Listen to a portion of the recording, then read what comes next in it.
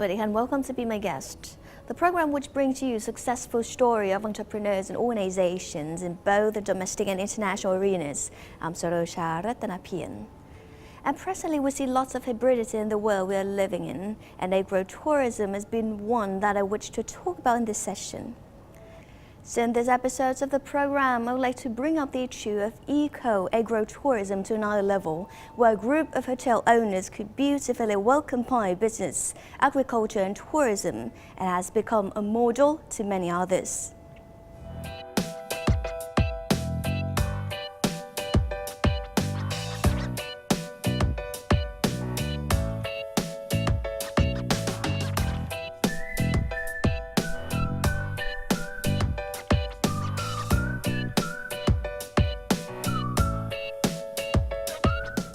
And currently I am with Mr. Eddie Tanoto Sukardi, the Managing Director of Taman Simalam Resort in Indonesia. Swaddy.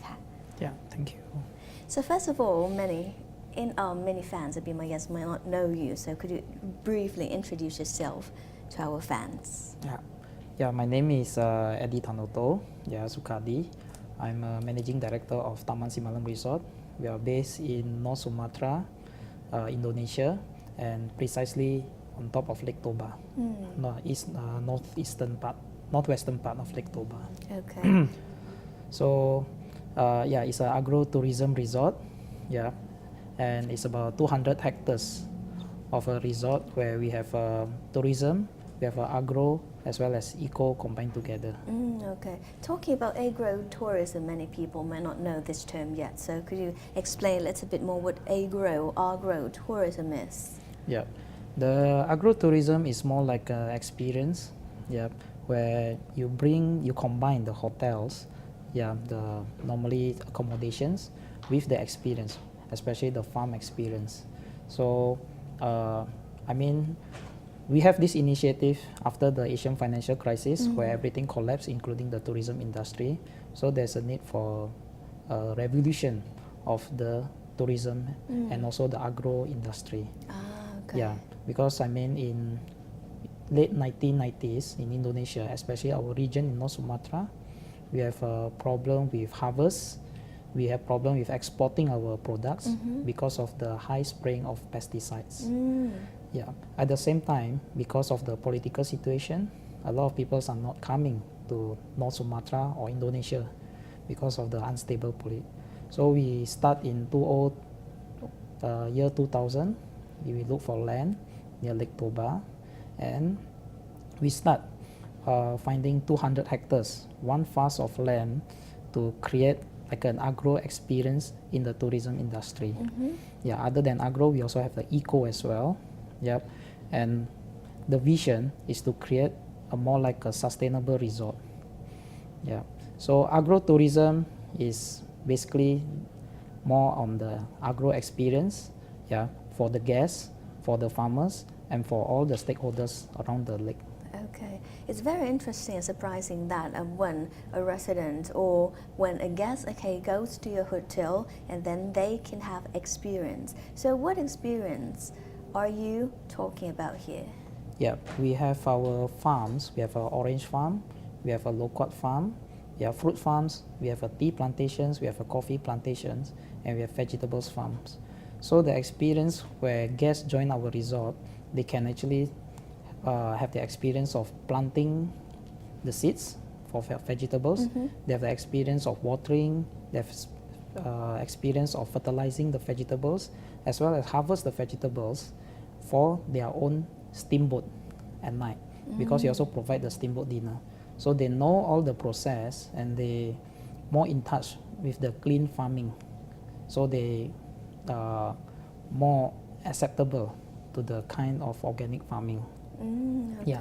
Secondly, we also have a tea and coffee experience where guests can harvest the tea and coffee, and then they process it themselves, and then they grind the coffee or they ferment the tea leaves, and then after that they serve for themselves or for their friends or for their parents.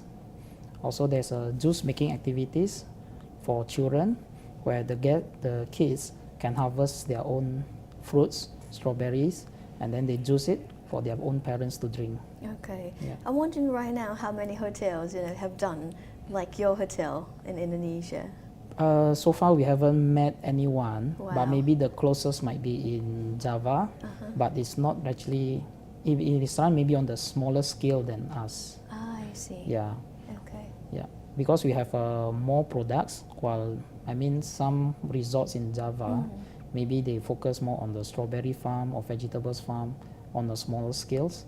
But for us, we combine there's a tea, there's a coffee, there's a vegetables, there are fruits, as well as there's a ecosystem in the jungle. Yeah, we have about 130 hectares of jungles for guests, for children to experience what is inside the jungle. Okay. So what guests, and other people or participants can learn when they join in these experiences selling? Yeah, the experience is that they are more in touch, with the nature. So they understand what is inside the rainforest. Yeah, what kinds of trees, what kinds of herbs inside the forest. For the vegetables, they understand the need, for clean farming. They can be we also sell our products to the supermarket. So from the experience in our farm, they become more acceptable to organic products. So also for the tea and coffee, we also plant it in the organic way, and they sow it themselves, and they are more acceptable to our products. Talking about and focus on organic products here. Organic goods are a special item in Indonesia or not? So, or how people are aware of organic products in your country? Yeah, basically, in the Sumatra, we are the first organic planters that being certified, and it's with the help of German International Corporation, who helps the initiative in 2012 to help us certify. So from then onwards, we expand on it. We work with the farmers, and slowly, when we started selling our products in 2013, we have a lot of rejections from the supermarket because of the higher price, because we actually sell it at about 30% higher than the market price. Even then, it's not acceptable. But slowly, we keep on pushing, and up to today, 2017, our products are more widely acceptable, and we have a lower rate of return from the supermarket. Wow, okay, so that's a kind of success as well. Yeah. Okay, that your hotel and then you and your father or your family Yes. have done so far. From your perspective, so what is the outlook agro tourism and also organic products in Indonesia? Yeah, for agro-tourism, I think it's a growing industry, and we are very optimistic on it, because in the city life, we saw children, we saw everyone are sticking to gadgets. So they need something that is closer to nature. So I think as a parents, they will not want their children to spend all the time in the gadgets. So they want something that is different. So this is some experience, the difference that we are creating for the public. As for the organic products, with the better education, and also the experience they have in our resort, we saw that there is a continuous growing demand. In fact, we have been expanding our farmers group, teaching them, and we are still not able to fulfill the demands for organic products, even in North Sumatra itself. Okay, for now it's time for a short break. We're right back with learn more on the starting point of this project and also challenges that are facing agro-tourism, by Mr. Tanato. So please stay tuned and be my guest. So welcome back to the program, and I'm Sarosha Ratanapian, and I'm with Mr. Tanoto Sukardi, the Managing Director of Taman Simalim Resort in Indonesia.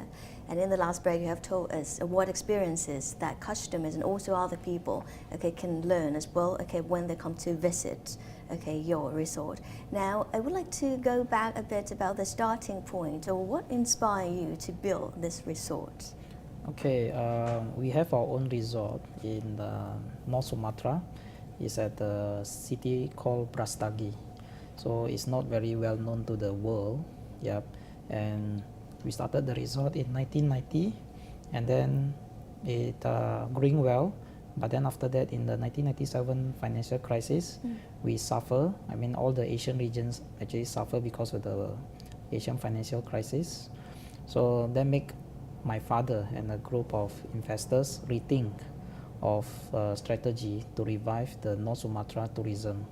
At the same time, there is a head of Regency, Pak Rupai Peranginangin, who actually give an advice on why not build one sustainable resort, in the region, North Sumatra, where you can combine eco, agro with the hotel industry. So we look for the place, few places, and in 2001, we finally found a place that is suitable and is easier to market, which is at Lake Toba. And it's the same thing, it's in the Karo Regency, it's the same place where we built our resort earlier. So we acquire initially about 60 hectares, and ultimately we expand up to 200 hectares. The land that we acquire, including the rainforest, which is about 130 hectares. The reason why we also acquire the rainforest and we try to preserve it, for the water supplies to our resort.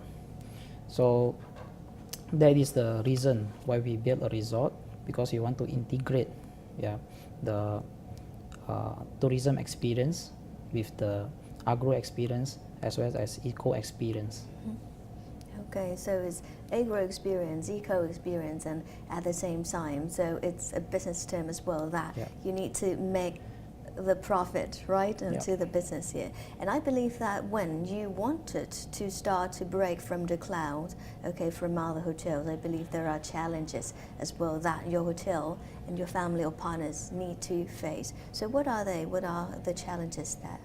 When we built the resort, there are challenges from the local people around, where we have to actually make them acceptable to what we built. We have to do the explanation to them that we are doing something good for them. More of the challenges is more on the farming side, the organic farm side, where we face the problem with the climates. When we built the resort, it's at the highland and it's subjected to the wind and uneven rain. It can be some long drought as well. But we counter it by using the organic technology, where we use a lot of compost, where we actually do run pipes in our resort, as well as we look for rivers in the farmers' land where they can actually have still plant even during drought. Another challenges is on the neighbors.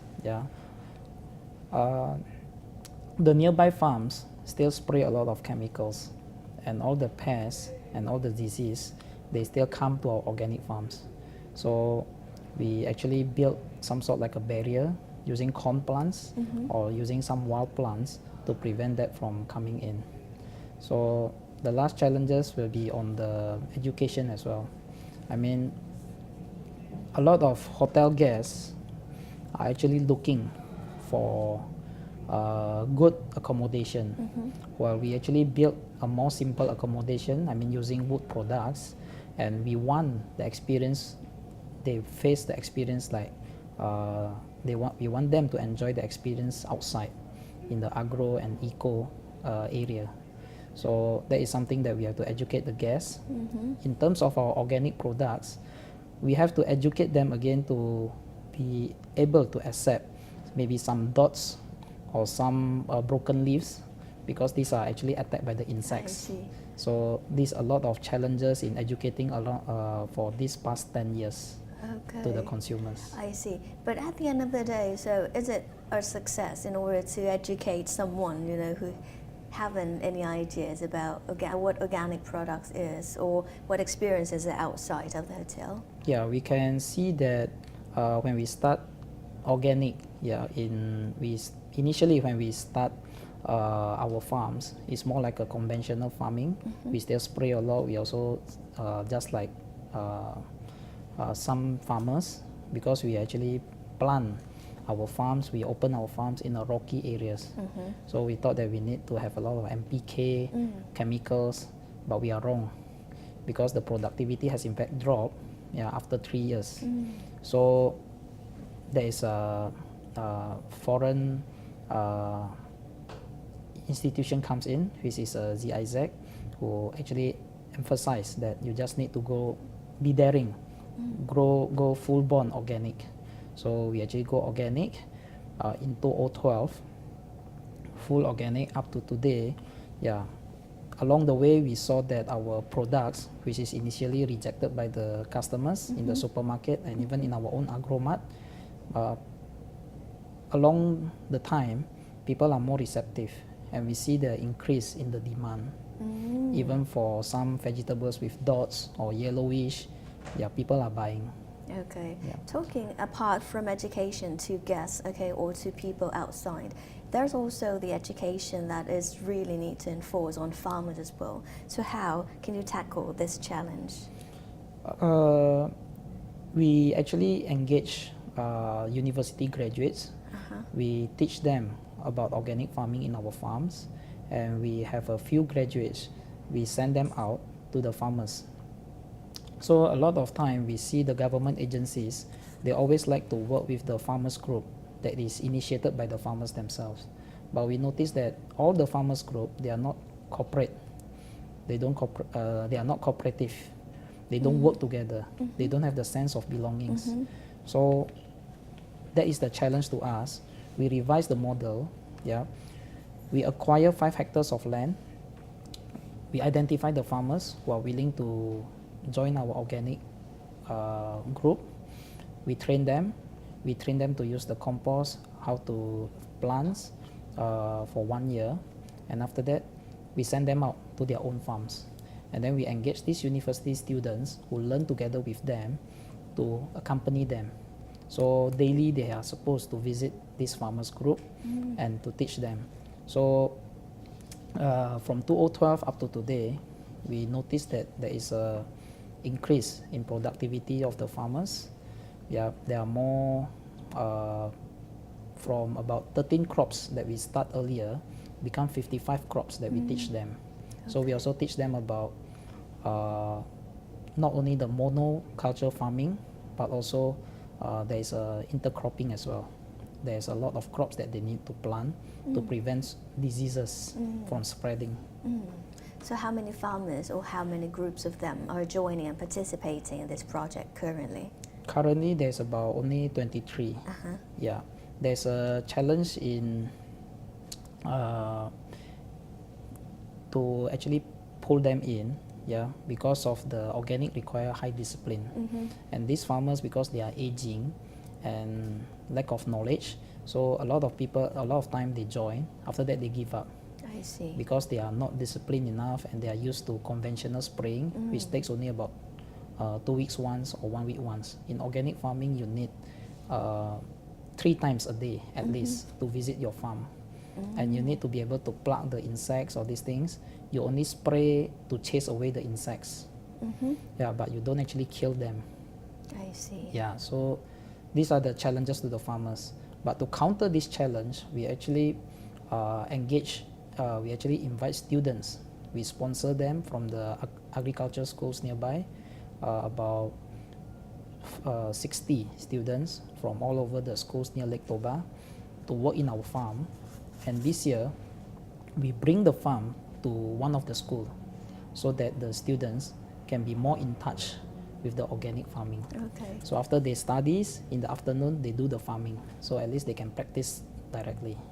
So all in all, it's all about the cooperation between the farmers, students, and different, partners, especially in a hotel as well. Okay, but for now, it's time for a short break again. We're right back in, and we learn more on the future plans, okay, of Mr. Tanoto, and also the success you have done so far in terms of customer feedbacks and also villagers or farmers' feedback, okay, on this project. So please stay tuned and be my guest.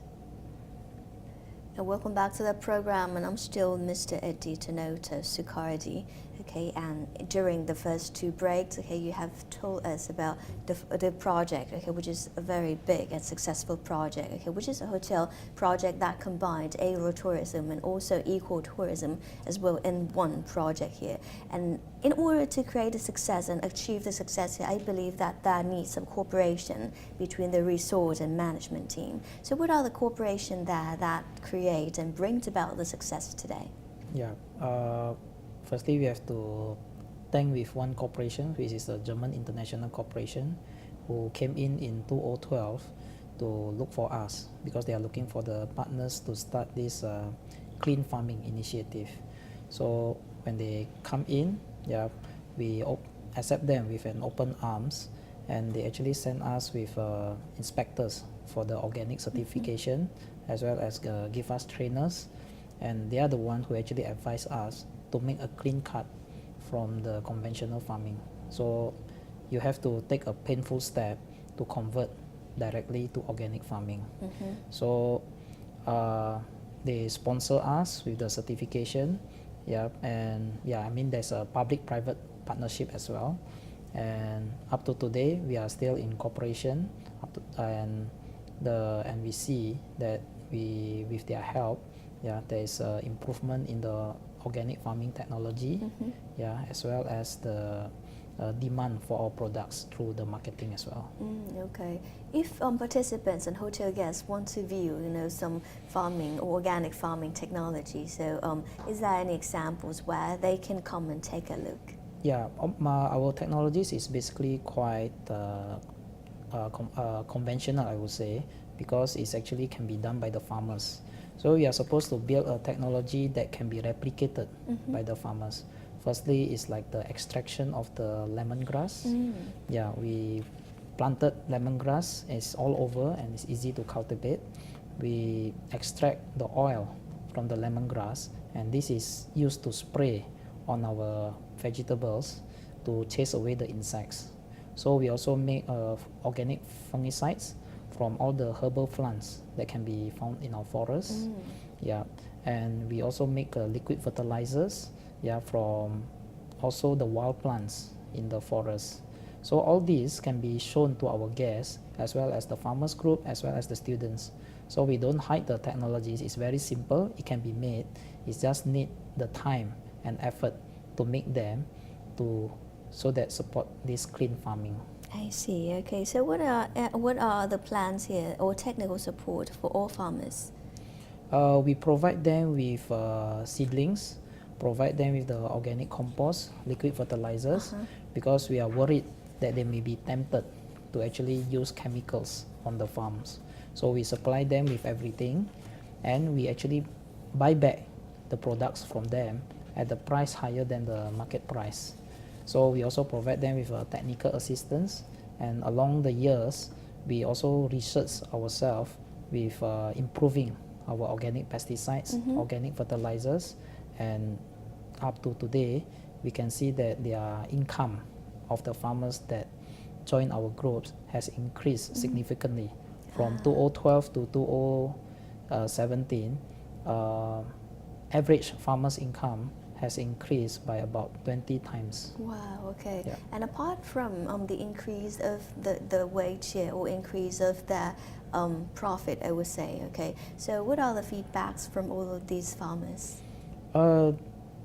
It has been a very positive feedbacks, yeah, but a lot of people want to join, but as I mentioned earlier, yeah, the farmers themselves need the discipline. So this is something, these old habits that cannot die, and up to today we can only just accept 20 farmers group. In fact, there are about 100 to 200 applicants to us, but we have to assess them. Firstly, we have to look at the soils and also the neighbors and whether is it sustainable for them.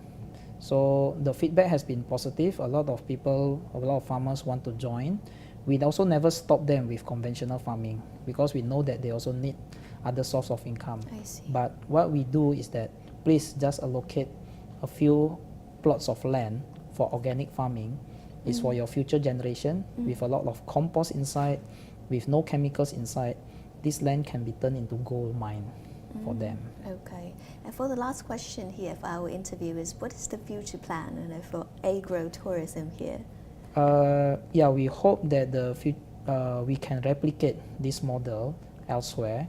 Yeah, and we can rebuild this place to maybe outside Lake Toba, maybe at a smaller scales, but at least this model which worked for us, we hope can work for other areas as well, maybe in other than Indonesia, Vietnam, Thailand, or even everywhere.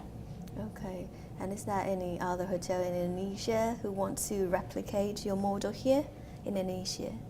So far there are a lot of inquiries, yeah, but because it requires a lot of investments and also like an effort, and you need to, the break-even point is quite far. I see. So it's more like you have to look into like investments, yeah, long-term investments. So this is the hurdle for other hotels who wants to be our partners.